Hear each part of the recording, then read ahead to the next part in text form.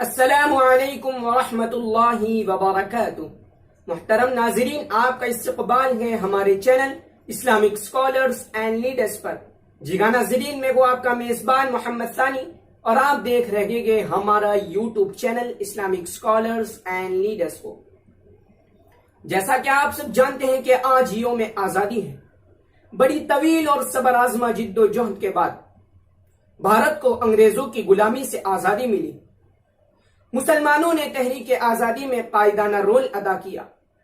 وطن کی آزادی کے لیے ہمارے اکابر نے اپنی جانوں کے نذرانے پیش کیے، پھانسی کے پھندوں کو چوما، قید و بند کی صعوبتیں برداشت کی، مگر تحریک آزادی سے پیچھے نہیں ہٹے۔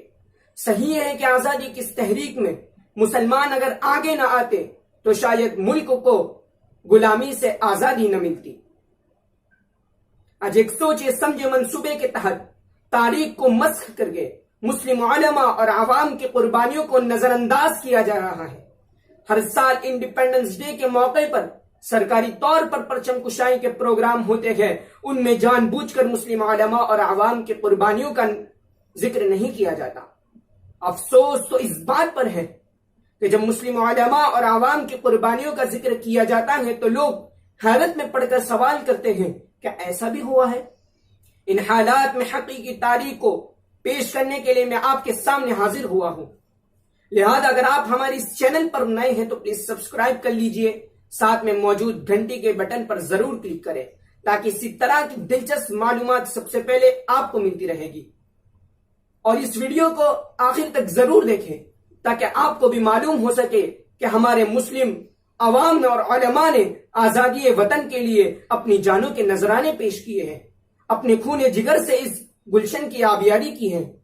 اور اس ویڈیو کو خوب شیئر کیجئے تاکہ ہر مسلمان کو معلوم ہو سکے کہ ہم نے بھی آزادی وطن کے لیے کچھ کیا ہے۔ تو چلیے شروع کرتے ہیں۔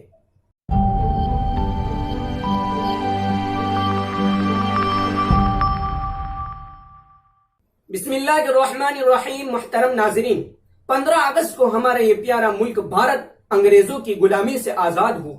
200 سال یا اس سے زائد عرصے تک مسلسل قربانیوں اور جانفشانیوں کے بعد آزادی کے یہ دن دیکھنے کو ملے۔ آج ہم جو اطمینان اور سکون کی زندگی جی رہے ہیں، یہ سب ہمارے مسلم علماء اور عوام کی دین ہے۔ مسلمان اگر میدان جنگ میں نہ کودتے، علماء مسلمانوں کے اندر جذبہ آزادی کو پروان نہ چڑھاتے تو اس ملک کو غلامی سے نجات نہ ملتی۔ چنانچہ ڈاکٹر مظفر الدین فاروقی لکھتے ہیں کہ سن 1857 عیسوی کی جنگ آزادی میں مسلمانوں نے بحیثیت مجموعی جس شدت سے انگریز مخالفت کا ثبوت دیا تھا، اس سے انگریزوں کی آنکھیں کھل گئی تھی۔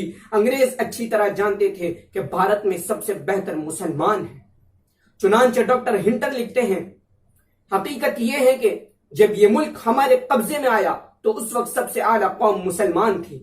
وہ دل کی مضبوطی، بازوؤں کی توانائی کے ساتھ ساتھ سیاسیات، حکمت عملی کے میدان میں سب سے افضل تھے۔ ناظرین، 24 ستمبر سن 1599 عیسوی کو لندن کے کچھ تاجروں نے مل کر یہ ارادہ کیا کہ ایسٹرن کنٹریز یعنی مشرقی ممالک میں تجارت شروع کرنی چاہیے۔ چنانچہ اسی غرض سے ایک کمپنی قائم کی گئی جس کو ایسٹ انڈیا کمپنی کہتے ہیں۔ اس میں لندن کے 200 سے زائد تاجر اور امیر شریک تھے۔ 21 دسمبر سن 1600 عیسوی کو ملکہ الزبیتھ نے اس کمپنی کو مشرقی ممالک میں تجارت کی اجازت دے دی۔ 17ویں صدی کے شروع میں کمپنی کی طرف سے کچھ تاجر ہندوستان آئے۔ چنانچہ سن 1612 عیسوی کو اول مغربی ساحل سورت کے مقام پر انہوں نے کاروبار شروع کیا۔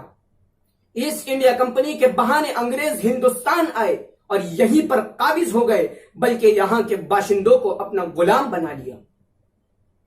محترم حضرات، برٹش نے رفتہ رفتہ اپنے پاؤں پھیلانے شروع کیے۔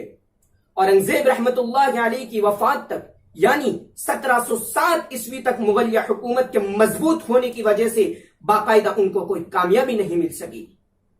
اورنگزیب رحمت اللہ علیہ کی وفات کے بعد ایسٹ انڈیا کمپنی اپنے بالوں پر نکالنے لگی، جس کا پہلا افسوسناک واقعہ سن 1757 عیسوی میں پلاسی کے میدان میں رونما ہوا۔ جب بنگال کے نواب سراج الدولہ کی فوجیں اپنوں کی بے وفائی کا شکار ہو کر ایسٹ انڈیا کمپنی کے مٹھی بھر فوج کے سامنے شکست سے دوچار ہوئی۔ نواب سراج الدولہ کے ساتھ غداری کرنے والا میر جعفر تھا۔ شاید یہ جان کر آپ کو حیرانی ہوگی کہ نواب سراج الدولہ آزادی ہند کے پہلے مجاہد تھے جن کی دور رس نگاہوں نے انگریز کے قبضے کو محسوس کر لیا تھا۔ اس لیے ان کے خلاف اٹھنے والے، علم بغاوت بلند کرنے والے سب سے پہلے محب وطن جو مسلمان تھے وہ نواب سراج الدولہ تھے۔ نواب سراج الدولہ کی شکست کے بعد سن 1764 عیسوی میں انگریز بہار اور بنگال پر قابض ہو گئے۔ آہستہ آہستہ اودھ تک اپنی حکومت قائم کر لی۔ ناظرین، جب انگریزوں نے بنگال پر قبضہ کر لیا تو وہاں پر ظلم و ستم کی سیاہ تاریخ رقم کی۔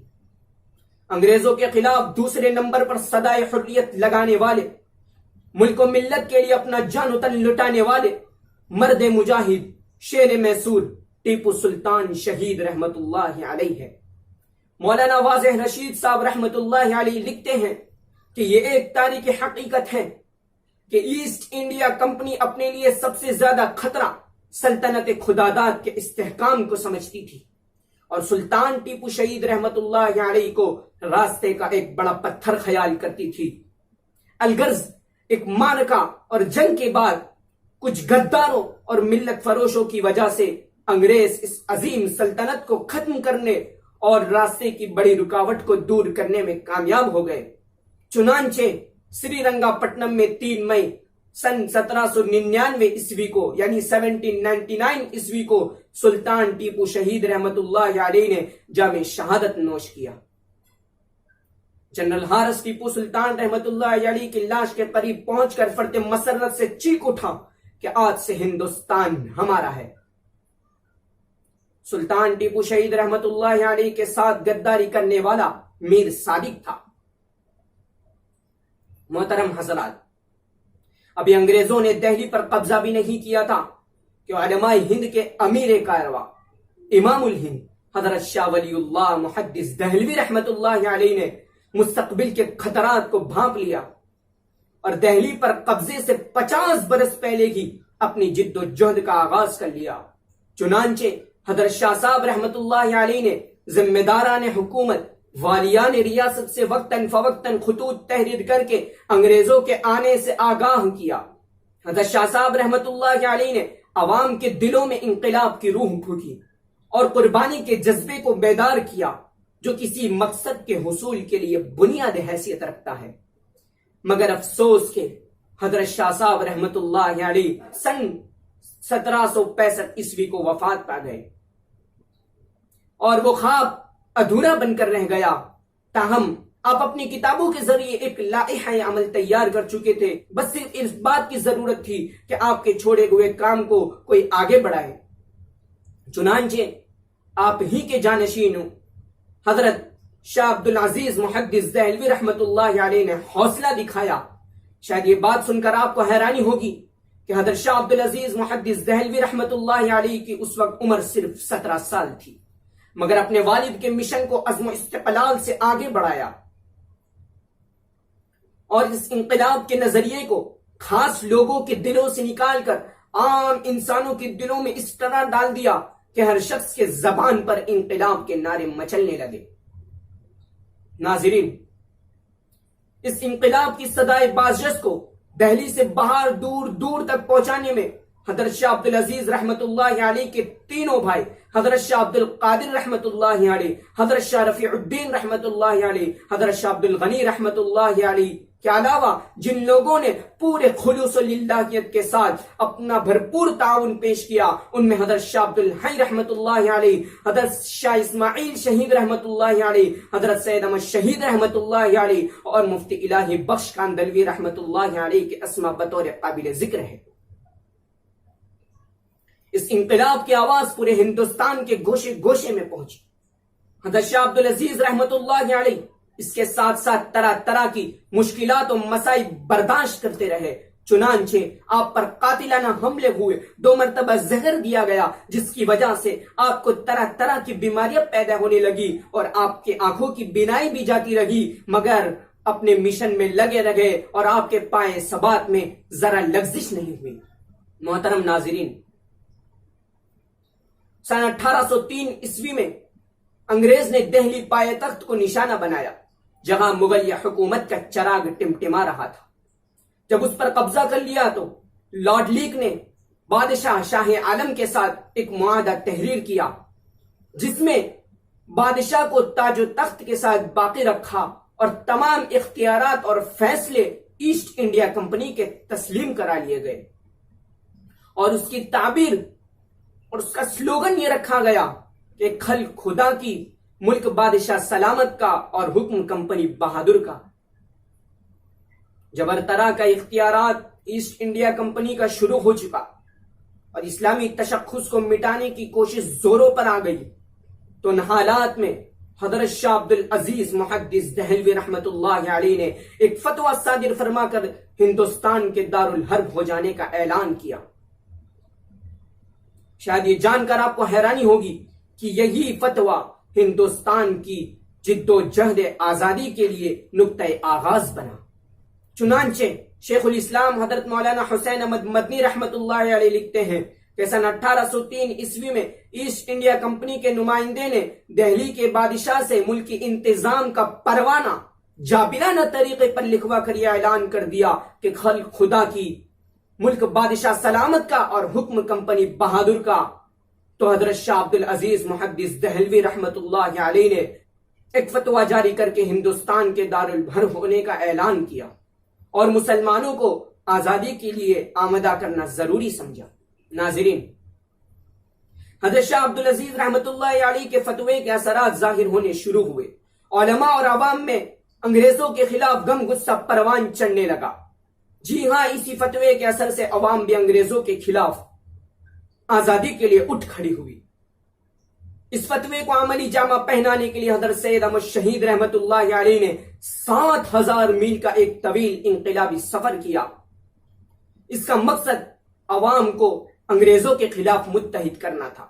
چنانچہ 21 ستمبر کو حضرت سید احمد شہید رحمت اللہ علیہ نے باضابطہ فوجی کارروائی شروع کی، یہاں تک کہ 7 مئی سن 1831 عیسوی کو جمعہ کے مبارک دن میں اس مقدس جماعت کے 300 افراد نے اپنے قائد حضرت سید احمد شہید رحمت اللہ علیہ، حضرت شاہ اسماعیل شہید رحمت اللہ علیہ کی قیادت میں جام شہادت نوش کیا۔ اتہاس میں یہ پورا واقعہ تحریک بالا کوٹ کے نام سے جانا جاتا ہے۔ ناظرین، آئیے اب اختصار کے ساتھ آگے کی تاریخ کو ملاحظہ کرتے ہیں۔ 19 ستمبر سن 1857 عیسوی میں بہادر شاہ ظفر قلعہ چھوڑ کر ہمایوں کے مقبرے میں مقیم ہو گئے تھے۔ پھر اس کے بعد انگریزوں نے دہلی پر مکمل طور پر قبضہ کر لیا اور وہاں پر ظلم و ستم اور قتل و غارت گری عام ہو گئی۔ تو جن جیالوں نے آزادی کی تحریک کو اپنی کندھوں پر لیا، ان میں حضرت حاجی امداد اللہ مہاجر مکی رحمت اللہ علیہ اور آپ کے مریدان باوفا حضرت مولانا محمد قاسم نانوتوی رحمت اللہ علیہ، حضرت مولانا رشید احمد گنگوہی رحمت اللہ علیہ، حافظ زامی شہید رحمت اللہ علیہ وغیرہ ہے۔ پھر ان کے بعد انہیں کی شاگردان باصفا شیخ الہند حضرت مولانا محمود حسن دیوبندی رحمت اللہ علیہ، شیخ الاسلام حضرت مولانا حسین احمد مدنی رحمت اللہ علیہ وغیرہ ہے۔ ان کے علاوہ امام الہند حضرت مولانا ابو الکلام آزاد رحمت اللہ علیہ، مولانا محمد علی جوہر رحمت اللہ علیہ وغیرہ وغیرہ بے شمار مسلم علماء اور عوام نے اپنے خون جگر سے اس گلشن کی آبیاری کی اور اپنی جانوں کے نذرانے پیش کر کے اس کی آزادی کو یقینی بنایا۔ چنانچہ شیخ الہند رحمت اللہ علیہ نے تحریک ریشمی رومال شروع کی۔ آزادی کے لیے مالٹا کی قید و بند کو تقریباً 3 سال 2 مہینے اور 23 دن تک برداشت کیے۔ اس قید و بند کے دور میں طرح طرح کی مشکلات و مصائب برداشت کیے۔ پھر ان کے بعد انہی کے شاگردوں نے آزادی وطن کے لیے نومبر سن 1919 میں جمعیت علماء ہند کا قیام عمل میں لایا۔ الغرض ہر طرح کی قربانیاں دیتے ہوئے اور اپنی جانوں کے نذرانے پیش کرتے ہوئے اور اس مشن اور تحریک کو کامیاب بنانے کے لیے ہر طرح کی تدبیر اختیار کرتے ہوئے آگے بڑھے، یہاں تک کہ مسلمانوں کے ساتھ ساتھ برادران وطن کو بھی شریک کیا گیا، مہاتما گاندھی اور دیگر ذمہ داروں کو شریک قافلہ کیا گیا۔ ہمارے انہی بزرگوں اور مسلمانوں کی بے پناہ قربانیوں کے نتیجے میں 14-15 اگست کی درمیانی شب میں ہندوستان کی آزادی کا اعلان ہوا۔ ناظرین، اب میں آپ کے سامنے ہندوستان کی آزادی کے وہ مجاہدین کے نام پیش کرتا ہوں جو آج صرف کتابوں تک محدود ہو چکے ہیں اور ہماری قوم ان کے ناموں سے غافل ہو چکی ہے، اس لیے میں آپ کے سامنے ان کے نام پیش کرتا ہوں۔ نام تو بہت سارے گئے مگر ان میں کچھ مشہور نام ہیں جو میں آپ کے سامنے پیش کر رہا ہوں۔ مولانا احمد اللہ شاہ، مولانا یحییٰ علی، مولانا محمد جعفر تھانیسری، مولانا امیر الدین، مفتی عنایت احمد کاکوروی، مفتی صدر الدین خان آزردہ، مولانا رشید احمد گنگوہی، مولانا محمد قاسم نانوتوی، حاجی امداد اللہ مہاجر مکی، حافظ ضامن شہید، مولانا فضل حق خیرآبادی، قاضی عنایت خان، نیاز محمد خان، ودود میاں، شیر علی، مولانا محمد حسین، مولانا رحمت اللہ کیرانوی، ڈاکٹر برکت اللہ بھوپالی، شیخ الہند مولانا محمود حسن دیوبندی، مولانا عبید اللہ سندھی، شیخ الاسلام حضرت مولانا حسین احمد مدنی، مولانا محمد علی لاہوری، مولانا عزیر گل اسیر مالٹا، مولانا آزاد سبحانی، مولانا محمد میاں منصور، شاہ عبد الرحیم رائے پوری، 15 مہاجر طلبہ۔ ناظرین، یہ وہ طلبہ ہیں جو کالجوں میں پڑھتے تھے اور وہ حضرت شیخ الہند رحمت اللہ علیہ کی تحریک سے متاثر ہوئے تھے اور انہوں نے اپنا گھر بار چھوڑ کر حضرت شیخ الہند رحمت اللہ علیہ کے ساتھ ہندوستان کی آزادی میں حصہ لیا تھا۔ ان کے نام یہاں اس لیے نہیں ذکر کیے جاتے ہیں وقت کی قلت کی بنا پر، اس لیے صرف بطور 15 مہاجر طلبہ کا ذکر کیا گیا ہے۔ ڈاکٹر ذاکر حسین، مولانا ابوالکلام آزاد، مولانا محمد علی جوہر، مولانا حسرت موہانی، مولانا حبیب الرحمن لدھیانوی، مولانا سید محمد میاں، مفتی کفایت اللہ دہلوی، رفیع احمد قدوائی، مولانا عطا اللہ شاہ بخاری، مولانا حفظ الرحمن سہاروی، اشفاق اللہ خان، علامہ شبیر احمد صاحب عثمانی وغیرہ وغیرہ مسلم علماء اور عوام نے اپنے خون جگر سے اس گلشن کی آبیاری کی۔ ناظرین، اگر آپ ہمارے اس چینل پر نئے ہیں تو پلیز سبسکرائب کر لیجئے اور اس ویڈیو کو زیادہ سے زیادہ شیئر کیجئے تاکہ ہر مسلمان کو یہ معلوم ہو جائے کہ ہم نے بھی آزادی میں کچھ حصہ لیا ہے، اور اس ویڈیو کو لائک کرنا مت بھولیے۔ میں ہوں آپ کا میزبان محمد ثانی۔ السلام علیکم ورحمۃ اللہ وبرکاتہ۔